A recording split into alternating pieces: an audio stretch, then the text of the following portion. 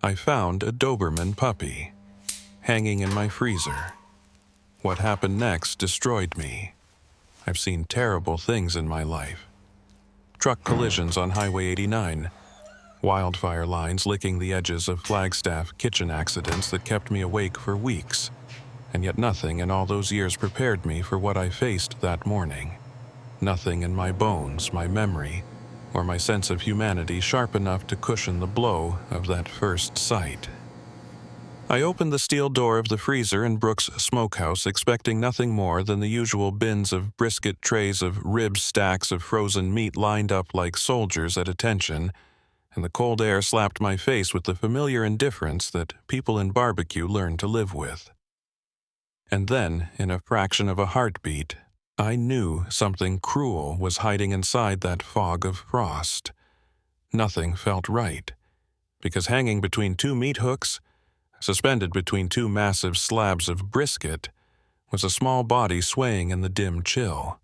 Not meat, not inventory, not anything that should ever belong in a kitchen, but a 3-month-old Doberman puppy. A rope was looped around her neck, and she'd been lifted the same way someone would hang a cut of beef. Her entire body stiffened by cold until a veil of frost turned the black and tan of her coat into something that looked carved from ice. Her hind legs stretched straight down her head, tilted slightly, her ears drooping under the weight and the cold, and her eyes, God, her eyes were half open, clouded, staring through me as if she had already left this world long before I arrived. I couldn't breathe. It felt like a slab of stone dropped onto my chest and crushed the air out of me. The hum of the compressor vanished. The whir of the fans disappeared.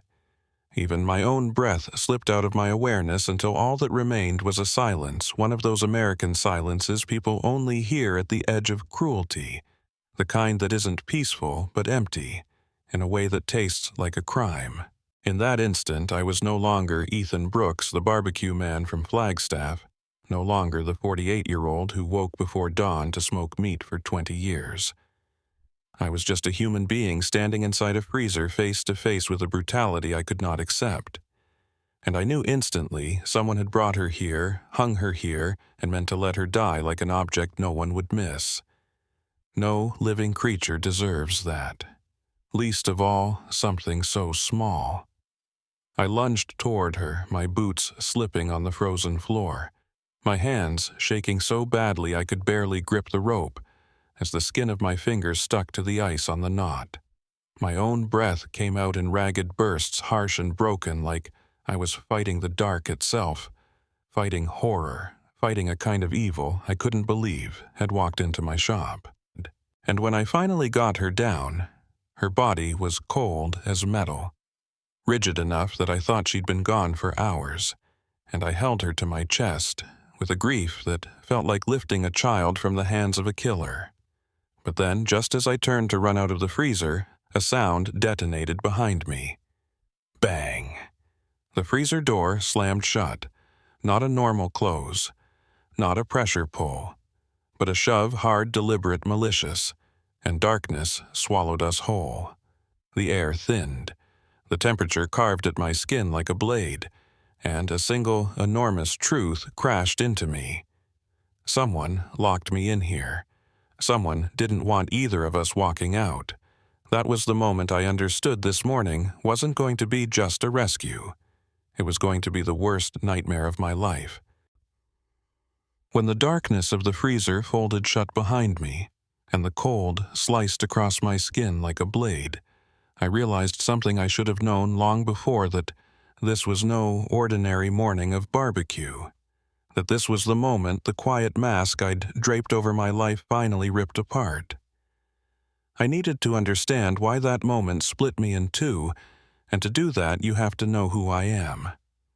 My name is Ethan Brooks, 48 years old, raised my whole life in Flagstaff, Arizona, a mountain town carved out of desert and pine, beautiful in the rough-edged way only this state knows.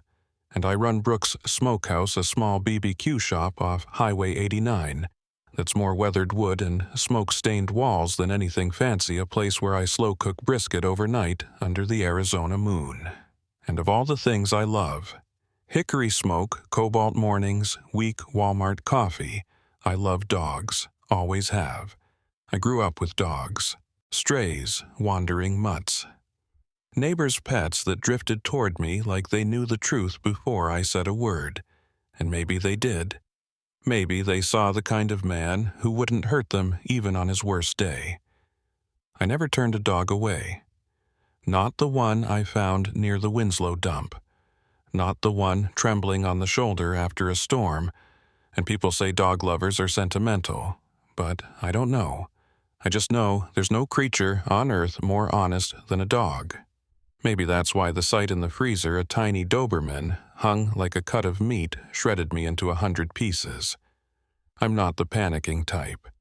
2 decades on the line taught me to regulate my breath. Steady, my hands hold still when chaos rages, but in that instant, inside the freezer, every instinct I'd mastered collided with a wall and fell apart like glass. And to understand it fully, we need to step back just an hour before the nightmare began. That morning started like any other with my little wooden house, 12 minutes from the shop, the alarm at 4:15. The coffee brewing thin and bitter, the old flannel jacket pulled over my shoulders, and my dusty silver Chevy Silverado rolling down an empty highway toward a sky still ink dark. Flagstaff mornings are unbearably beautiful. The air is cold enough to clean your thoughts, the sky burns a deep violet over the quiet outline of the San Francisco peaks, and for a few miles it feels like the world forgets its cruelty. I unlocked the shop, flicked on the lights, fired up the hood system, and breathed in the echo of last night's hickory, still drifting somewhere between the rafters, and that was always my favorite part. Shiny steel counters, stillness settling like dust, the coffee machine starting its slow drip. It was peace, the kind no one tells you you'll miss. I ran through my routine. Dry storage meat, inventory, brisket in the smoker. Everything in order. Everything the way I'd built my life to be because routine kept the world within my grasp. But fate loves nothing more than to break the things we hold steady, and it started with a sound so thin I thought my brain had made it up, a tiny whimper, faint enough to be nothing real enough to stop my heart mid-beat. I knew that sound, a plea for help. I've left full meals on the stove to chase a crying stray before, so of course I froze in the center of that silent kitchen at 5 in the morning, knowing instantly what kind of sound echoes like that one of a life losing hope. The whimper drifted from the direction of the freezer, soft as a dying ember, and I didn't think and I didn't reason. I just moved. One step, then another. Slow but certain, guided by a pull. I've learned never to ignore my boots tapping the concrete floor that suddenly felt colder than it should have been, and something in me braced for hurt I couldn't name. I grabbed the freezer handle, ice-cold metal biting into my fingers, and pulled it open. Everything that followed the puppy hung on the hook. The breath punched out of me. The door, slamming shut, sprang out of that single moment, out of a whimper that tore through my quiet morning, out of an instinct I couldn't silence, out of the simple truth of who I am, a man who cannot remain still when a fragile life is begging to live. There are moments in life when everything before them, every habit, every routine, every illusion of safety, shrinks into something small and meaningless. And for me, that moment began the second I heard the whimper rise from the direction of the freezer. I knew instantly it wasn't the metal expanding or the compressor kicking on, because what threaded through that quiet kitchen was the sound of a living creature losing its breath one fragile inch at a time. It was as thin as a strand of silk, and sharp enough to cut the air in half. The sound sliced through the stillness of Brooks Smokehouse like a razor, freezing me mid-stride with a roll of paper towels still in my hand as my entire body strained to catch it again. And then it came soft, broken, almost defeated, just long enough to tell me it was real. I set the roll down on the steel table. No words, no thought, just movement.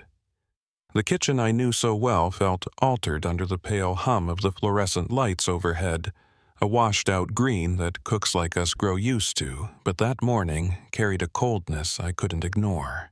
The lingering scent of last night's hickory drifted faintly through the room, and instead of warming me like it usually did, it crawled up my spine and lifted every hair along the back of my neck. I slowed as I approached the freezer line. My heartbeat tightened with a rising instinct. A gut feeling so strong it felt like a hand squeezing my ribs from the inside. I touched the steel handle. Cold. Cold enough to tell me someone had opened it not long before. I pulled. A flood of white vapor spilled out, curling over my face and settling in the air like a thin sheet of smoke, and at first all I saw were the usual shapes boxes of chicken bags of fries, frozen brisket stacked the way they always were. Everything looked normal. Everything looked harmless. But when I stepped forward and swept my eyes to the left, the world collapsed. Between two hanging meat hooks just below my line of sight was a small silhouette. Wrong shape, wrong height, wrong color. Something that didn't belong in that room or any room like it. Cold fear burst through me. I leaned closer, squinting through the thick frost, and then I saw her. A tiny Doberman puppy, 3 months old at most, dangling from the same rope used to hang cuts of meat. The fur around her neck had gone a sickly gray from the pressure of the knot, her hind legs stretched straight and limp, her soft ears falling forward under their own weight, and her eyes, those half-open eyes, looked as if she was still trying to see the world one last time, even though the frost had already glazed over her pupils. I froze in place. I don't know how long I held my breath. Barbecue people like me are used to seeing bones cuts, carcasses, things long past living. But this wasn't that. This wasn't anything close to that. This was a life. A small one. A pup meant to run in the Arizona sun, not die alone in a steel box colder than winter itself. The shock snapped into something hotter. A primal anger. A rage so sharp it burned through the cold, clinging to my face. A hatred for whoever did this rising fast enough to turn my stomach. I lunged toward her, nearly slipping on the frozen floor, my hands shaking so violently I could barely work the rope, as the skin on my fingers stuck to the iced knot. Pain shot through my fingertips, but none of it mattered. "Hang on, kid, hang on," I muttered, not knowing if I was talking to her or to whatever part of myself was shattering. When the knot finally loosened, the rope dropped, and her small body slid into my hands so light my heart clenched as though it were folding in on itself, so rigid and cold that the chill knifed through my shirt in a single heartbeat. I held her close to my chest and turned toward the exit, ready to run. But the moment I pivoted, bang, the steel door slammed shut. Not by accident, not by pressure. By force, deliberate, violent, unmistakably human. Air vanished, light vanished, sound vanished. Only the cold remained, cold, sharp enough to hurt. I pounded the safety latch from the inside, but it didn't move, and in that instant, one solitary truth rose like a blade through the dark. I hadn't just found an abandoned dog. I had walked straight into someone's trap. The moment the steel door slammed shut, darkness swallowed me and the Doberman puppy in my arms, like the jaws of a massive metal trap. And there was no echo, no hiss of air, no life. Only the sound of my own trembling breaths bouncing back from the frozen walls. I lunged for the interior safety handle, the federally required kind every walk-in freezer is supposed to have, and when I shoved it hard, it didn't budge, not once, not even a fraction of an inch. I shoved again, shoulder-braced muscles locked. Nothing moved. A wave of cold hammered into my back, sharp as a sledge, and with it came the blade-clean realization that someone had disabled the latch. Someone who knew I'd step inside someone who wanted me to die in here with her. I tightened my grip around Ranger, her body stiff as a frozen plank, and pressed my ear against her tiny chest just to feel if anything was left inside that fragile frame. There was movement. Small but real. A thread of hope thinner than hair. I knelt down and tried to set Ranger on a box so I could use both hands, but the instant my fingers met the metal, a stabbing pain shot through them, the kind of burn that only true cold delivers, the kind that feels like fire and ice were born from the same parent. 0 degrees. Fahrenheit isn't just cold, it's a predator. Silent patient, hungry. Ranger twitched a faint little shiver, barely more than a flick of a toe, but to me it was a command shouted through the void. "Don't give up, kid. You hear me? Don't you dare give up." My voice echoed back at me, strange, hollow sounding like a man I didn't recognize anymore. I stripped off my flannel, then my undershirt, and wrapped every layer around her, pressing her to my bare chest to share whatever heat I had left. My skin screamed as it met her ice-caked fur, but I didn't stop. I rubbed her legs, rubbed her back, pressed my palms already swollen and numb against her tiny spine, trying to create friction, trying to steal moments from death. The heat from my body slipped away in seconds, stolen by the Zodagiev air like a thief who'd done this 1,000 times before, and I knew standing still meant dying. I had to act. Now. I scanned the freezer for anything heavy enough to be a weapon, the dim overhead bulb glowing weakly through a veil of frost, and my eyes locked on the one solid thing I could use. A frozen lamb, shank solid as stone. I grabbed it. The cold bit deep into my fingers as if I were gripping a metal bar left outside during a blizzard. But it didn't matter. I turned toward the door, braced Ranger with one arm, lifted the shank with the other, and slammed it against the steel. Boom! A low, heavy thud that cracked through the silence. I struck again. Boom! My voice tore out of me, ragged and raw, snatched by the cold before it even hit the air. "Is anyone out there? Open the door. Open it."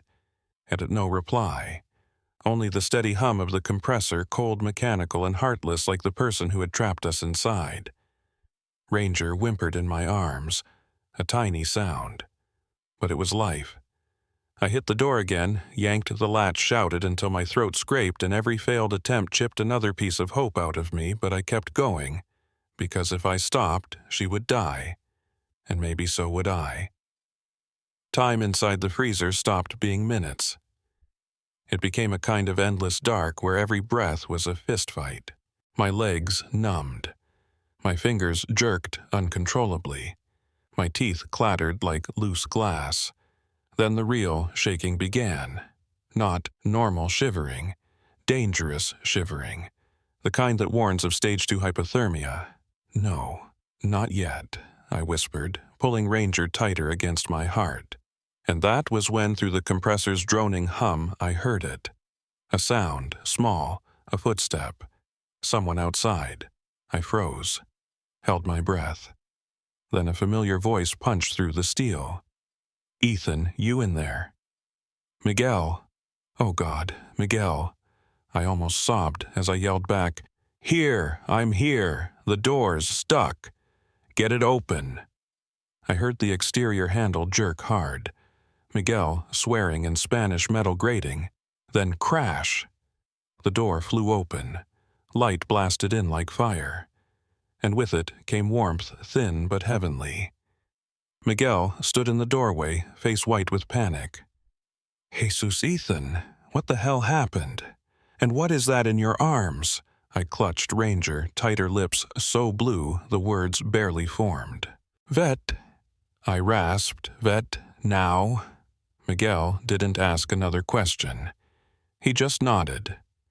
And the hellish morning shifted into its next phase. A race to save the life of a tiny Doberman puppy. I don't remember how I got through the doors of the veterinary clinic. I only remember the automatic glass sliding open and me crossing the lobby like a man carrying the whole fragile world in his arms. Ranger, wrapped in my flannel shirt with her tiny body still stiff as a block of ice, and her breath so faint I had to press my ear against her wet fur just to know she was still here. A vet tech named Robin took one look at me, just one, and shouted, "Warming crate now." Two others ran in, someone lifted Ranger from my hands. Someone pushed me onto a chair, someone draped a heated blanket over my shoulders, but my mind held only one image: Ranger, that little frozen Doberman being carried into the emergency room as the doors slammed shut in my face. I haven't prayed much in my life, but that morning I prayed like a child. Time moved painfully slowly. There were no voices, no clients, just the ticking clock on the wall and my own ragged breathing bouncing in my ears, and my hands still numb, still burning red from the cold, throbbed as the sensation returned sharper than any burn I'd ever felt.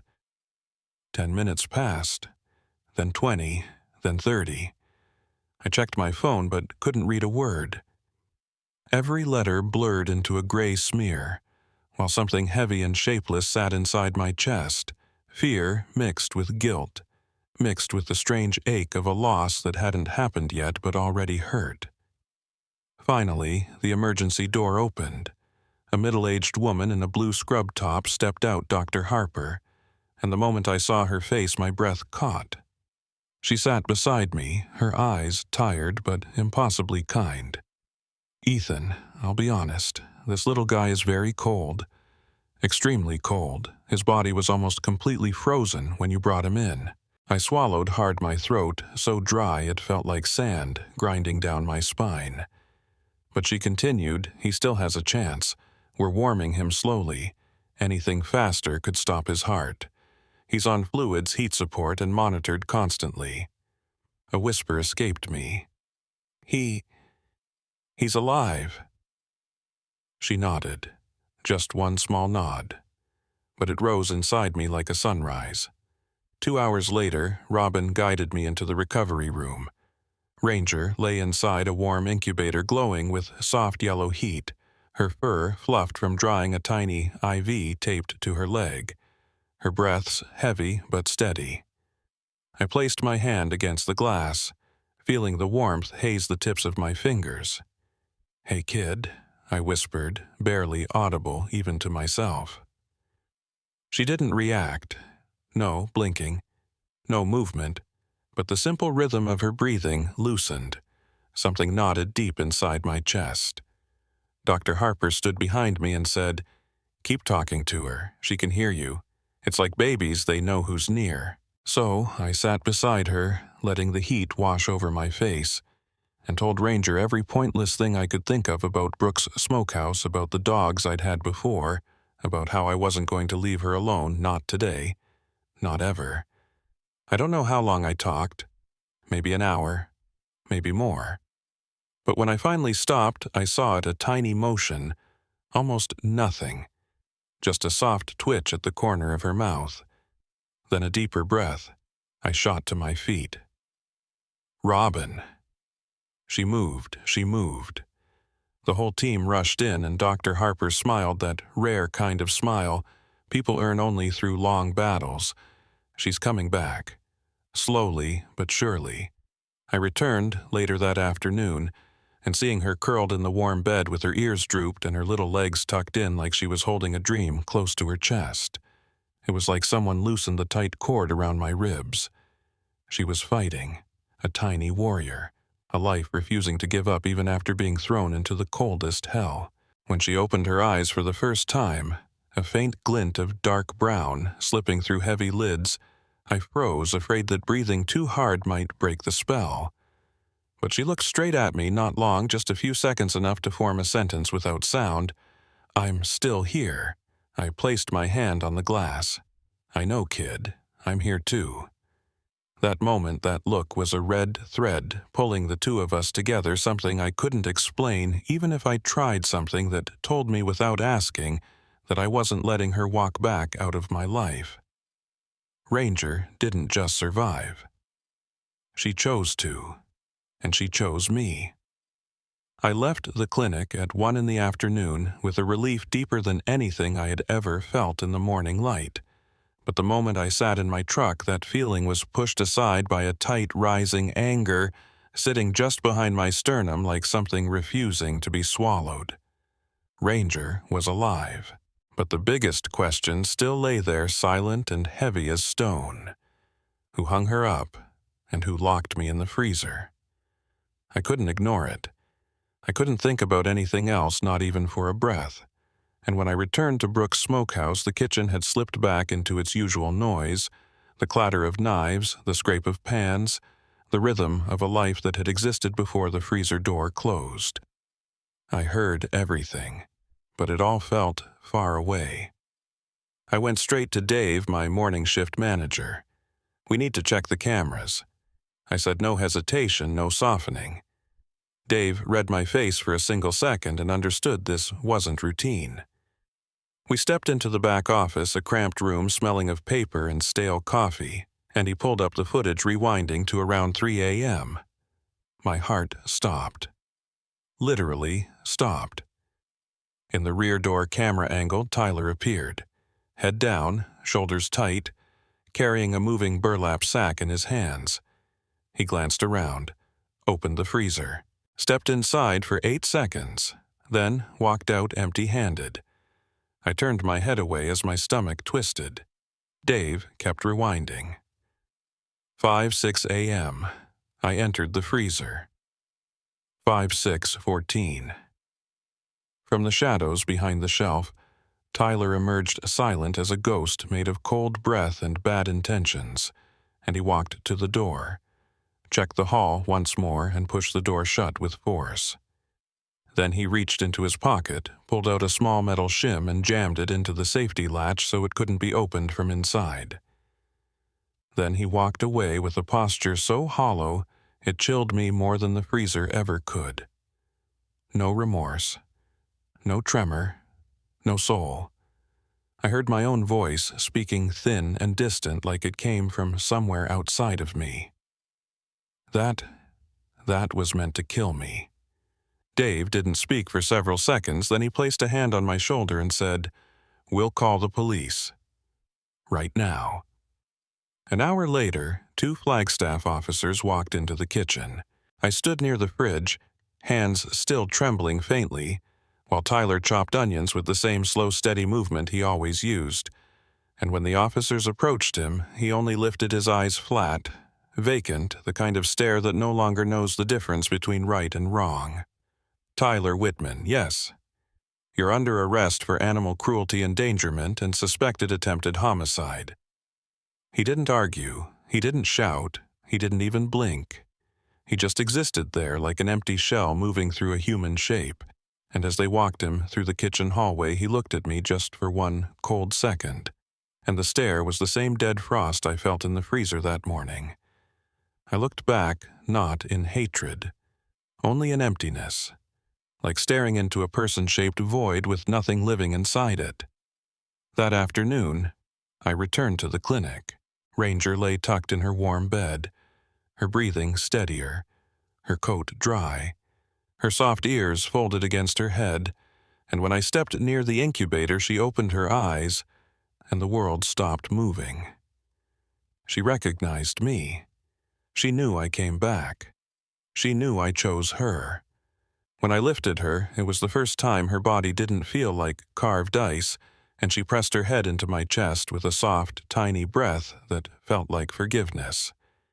And I knew, no hesitation, no doubt, this was the ritual moment. The moment that closed the door on cruelty and opened one to a home. I signed the adoption papers. Her name, Ranger. Not because she was strong, not because she survived, but because she walked through the coldest darkness a living thing can touch and still found her way back to me. 3 weeks after that horrific morning, Flagstaff caught one last sweep of late-season wind, and the sky turned dark in a way that no longer felt mournful, but simply honest, and I stood on the porch of my small wooden house watching Ranger, the same little Doberman, who once lay frozen stiff in my arms, now stumbling across the yard like a child rediscovering her own legs. She was still thin, still marked with faint scars around her neck, still flinching every time a door shut too hard, but she was alive, and she lived with every inch of the heart she had left. It was enough. Every morning I made coffee, and Ranger bounded over to press her head against my leg, her tiny tail wagging so fast it looked like a trembling wire, and whether she remembered the freezer or chose not to, she looked only toward warmth, toward voices, toward a safe hand waiting for her. I kept bringing her to follow-up checkups, and each time Dr. Harper came out of the exam room, she would smile and say, "She's a warrior now, Ethan." I believed her. I had no choice. I looked at Ranger and wondered how something so small could claw its way back from the edge of death, how a creature that had tasted someone's cruelty could still look at a human being with eyes that clear. I once thought I was the one who rescued her, but the more the days passed, the more I understood she rescued me too. After Tyler's arrest, I didn't sleep. Not well, not deeply. The freezer's light, the slam of that door, the cold gripping my skin, all of it clawed back in dreams, and every morning I returned to the kitchen, pausing by that freezer just long enough to breathe through the memory. But Ranger was always there, the sound of her small paws on the wooden floor when I came home, the way she pressed her head against my hand whenever the dark tried to pull me under. People at the restaurant began asking, "Where'd that dog come from? Why does she follow you like a shadow?" I just smiled, because she's family. One afternoon, I lifted Ranger into the passenger seat of my truck and drove her back to Brooks Smokehouse because I wanted to close the circle where the pain had once opened, and we stood before the freezer door together while she leaned against my leg, her ears folded slightly as if waiting for permission. I opened the door. The lights flicked on. There was no darkness, no trap, just a normal freezer. "There's nothing here anymore," I said, my voice quiet but sure. "It's over, kid." Ranger stepped inside, sniffed once, then walked back out and nudged my leg as if telling me the past could stay behind us. And when I locked the freezer again, I felt something I hadn't felt in years: peace. A small, honest peace. The kind you don't realize you've been missing. Now each day with Ranger feels like a small gift. She's learning to play with a tennis ball, learning to sit in the truck without shaking, learning that a closing door doesn't mean the dark is coming for her again. And she runs and jumps and loves with the kind of unconditional devotion only a dog can offer after its heart has been broken. And I'm learning to breathe again, learning to trust people again, even though one man once tried to kill me. Learning to look at the world with open eyes instead of ones pinched shut by fear. Ranger walked through the dark. So did I. But here we stand, two lives no one thought would survive, and we live not just because of each other, but for each other. And if this story touched your heart, I ask just one thing. Speak up, for the animals who have no voice, for the small lives abandoned somewhere no one hears their whimpers. Share Ranger's story. Let someone out there see hope. We can't fix the whole world, but we can save one life, and sometimes that life ends up saving us right back.